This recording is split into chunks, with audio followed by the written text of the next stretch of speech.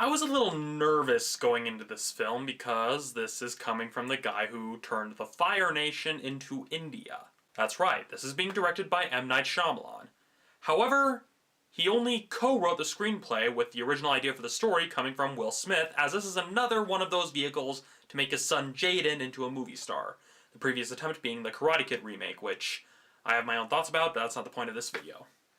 That said, let's get started with this week's episode of Romney's Reviews.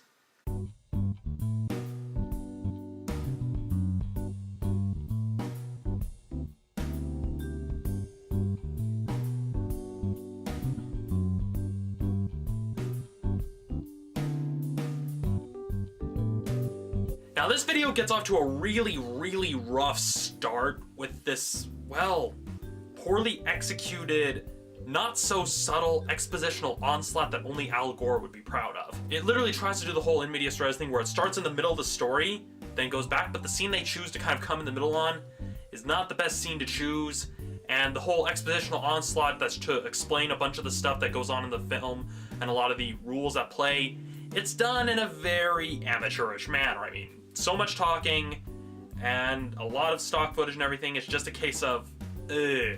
This isn't helped by the fact that the person delivering said exposition is Jaden Smith's character. At the beginning of the film, his performance is kind of annoying.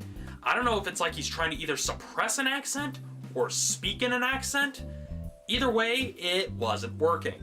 The acting came across as unnatural. It felt stiff and stilted. The same thing could be said about Will Smith's performance, because this feels like a character that he's not really a good fit to play. Someone who's supposed to be like this really hardened, fearless, battle-hardened general.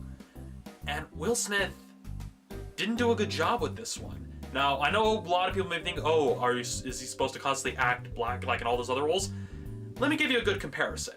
You have this character, I don't even remember the name, because most of the time you're probably just going to be referring to him as the dad in this film, and he's like a robot. He's like not even an enjoyable robot like Data or anything. It's basically like this stone-faced, emotionless robot who's just like, how do I parent? Compare that to another Will Smith role, Robert Neville, who's supposed to be kind of similar. Who's a battle-hardened soldier.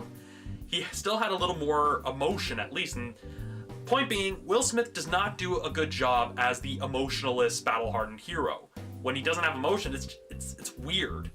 It's just kind of off-putting. It doesn't feel natural. Now, it's here that having only two characters kind of be the people you follow throughout the entire film kind of played to the advantages, because although these performances were unpleasant at the beginning, the fact that those were the only two characters we stuck with kind of almost forced / made them kind of grow on you a little bit. It was basically the case that you got to see them soften a little bit throughout the film, and it's when they got a little bit softer that the performance started to become a little more natural, with a few exceptions of a few certain scenes. But it's basically just a case of when they're not trying to do the whole soldier facade and are just talking like, you know, normal people in a very strange situation, the performances get better because it's just a case of, okay, now they're actually sounding like humans. Now, another thing to the film's credit is that it has some pretty good visuals. It does a really good job creating this otherworldly Earth that basically has become overgrown and is completely adapted to become inhospitable to humans to a certain degree. Granted, some of the effects in the film seem almost kind of lazy to the point of almost being laughable. I mean, you've got stuff that's very obviously just seatbelts they took out of a car, but they try to put in like these suction sound effects to make them so sci-fi sounding, even though you can tell it's just not quite matching up.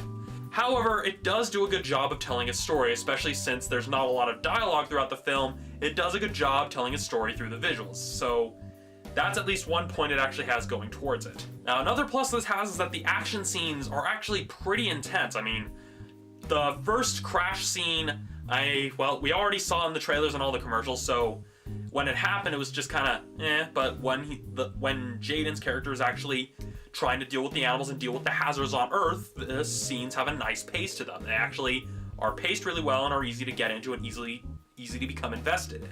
The one major gripe I have with the structure of the film, though, is that they really shouldn't have tried alternating back and forth between Will Smith and Jaden Smith the way they did throughout the film, because basically the father's giving the orders from the ship because he can't move and Jaden's out on his own.